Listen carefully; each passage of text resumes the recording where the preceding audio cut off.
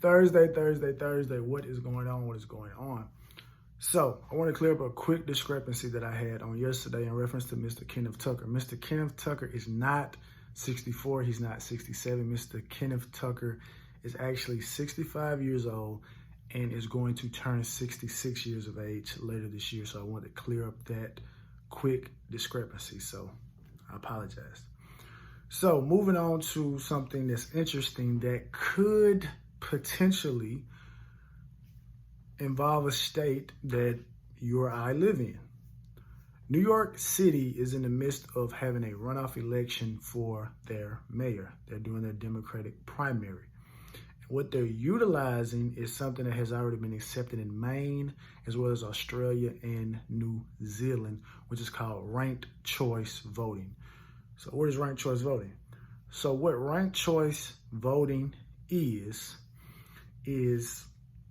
in most instances, well, in all instances, what you have is you have candidates and they're running for said position, said office. So you can have maybe 2 to 3 different candidates, maybe as much as 5, maybe even 10. It just depends on what's going on. You bubble in one candidate, you move on.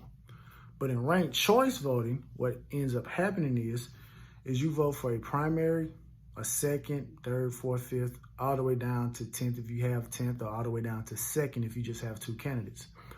And so what happens is they count the ballots.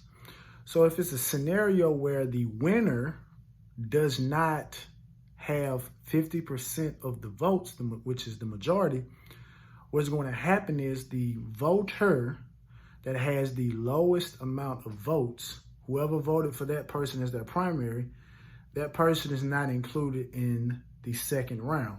So what happens to those particular votes of voters that voted for the losing candidate, your votes automatically go to your second choice. Are you following me? It goes to your second choice. So if I voted for John Doe as my primary and I have Suzanne Barber as my second choice, if John Doe loses in the first round, then my vote for John Doe goes straight to Suzanne Barber. And so that process is going to continue because it's a process of elimination until someone has captured 50%, which is the majority of the votes. Now, what's interesting about it is that Andrew Yang was one of the Democratic candidates that ran for mayor of New York City this year. And from some of the information that I read earlier in the year, it seemed like that he may have had a good chance to win because he was obviously a presidential candidate. He spoke highly about universal basic income. He spoke about the need for STEM-based technology. So he seemed like he had a good roadmap laid out. Andrew Yang actually placed 4th. Andrew Yang only acquired 11% of the votes within New York City. Don't know why, not in New York City, but it is what it is. So they've already had the first round of runoffs, and trouble has already stirred up because apparently they had roughly 130 some odd test ballots that were counted in the official ballots, which threw numbers off.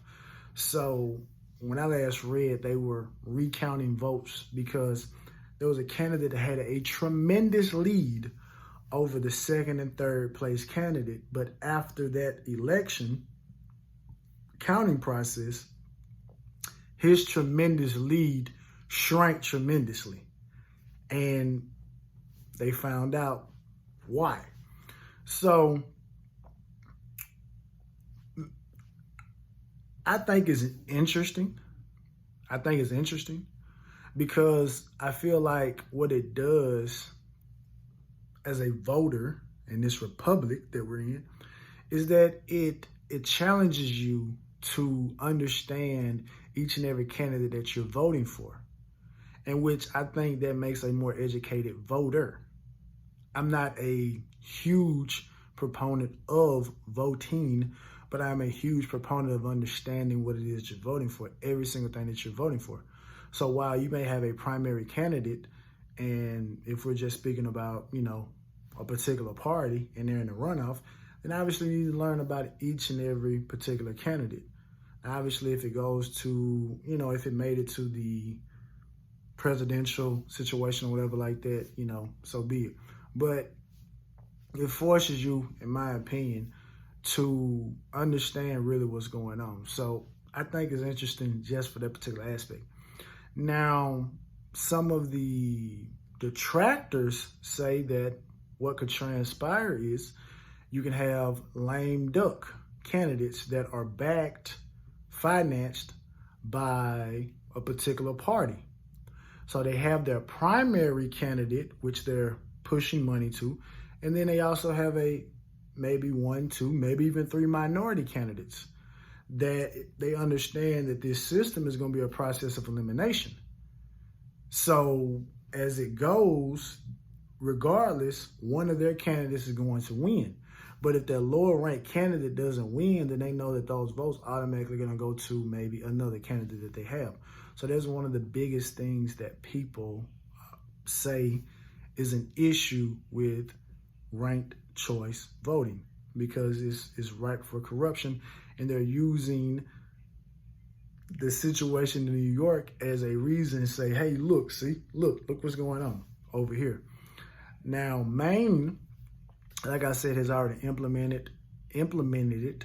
There are 9 other states that have introduced it and is already accepted in countries of New Zealand as well as Australia.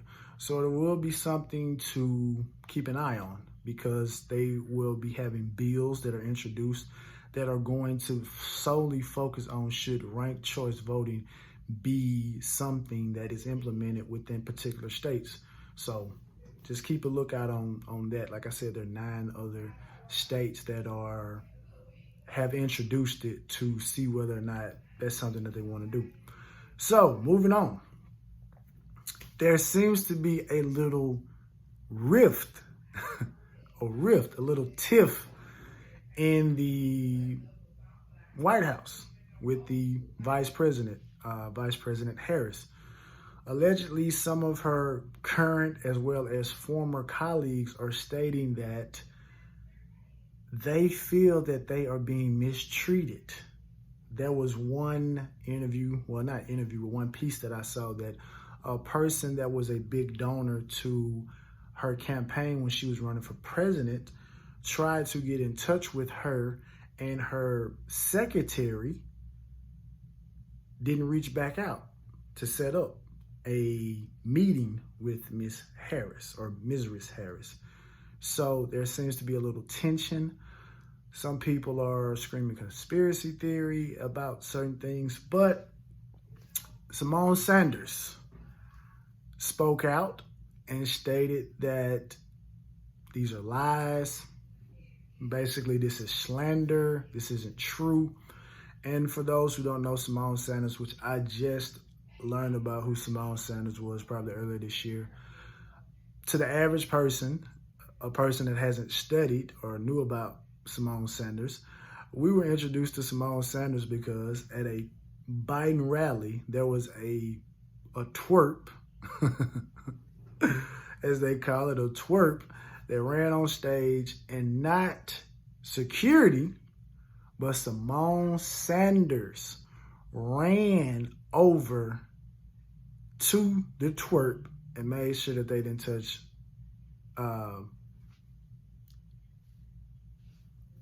current President Biden at a campaign rally. So I told my wife, I said, man, if I'd have seen you do something like that, hey, I'm filing the papers. We out of here. Ain't no way no, we're not doing this. No. Right? But that's just what it is. And she told me, she said, Rashad, you're not a politician. I'm not a politician. So you ain't got to worry about nothing like that. I said, I'm just letting you know. I'm not going up here, running up his, trying to save Joe when you got security around. Why is Simone Sanders running to do that? So she did that. And she felt the way because she was overlooked for the press secretary position. She felt that she had the qualifications to get the press secretary position. She didn't get it. She's now a spokesperson for Vice President Harris, but the lining at the end of the tunnel, or the light at the end of the tunnel, is that current press secretary, I believe she's going to be resigning in the upcoming year or something of that nature, something I read a while back when I was first looking at Simone Sanders after finding out that she went up there to save Joe. 46, as I refer to him. So it'll be interesting to see if she gets nominated to that particular position. She's quite an accomplished person from what I saw. She's was considered a key piece or a key figure, a person that was a young person. She's 31 years of age, same age as I am, but she'll be 32 at the end of this year. Saw her birthday.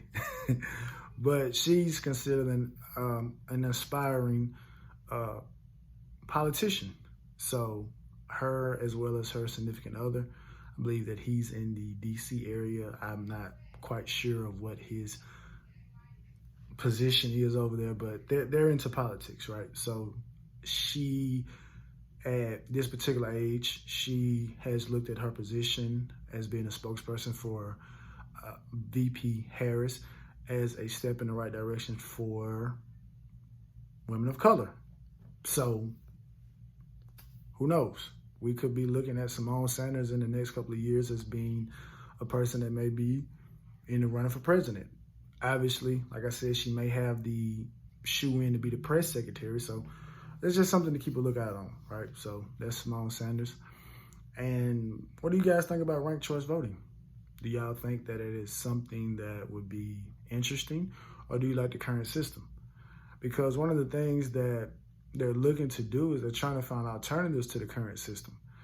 But I think it's hard to find alternatives to the current system when obviously there's a situation where there's so much money involved in these two particular parties that you're not truly going to get another party that's strong enough to actually overturn it, right? Which would actually be, in my opinion, true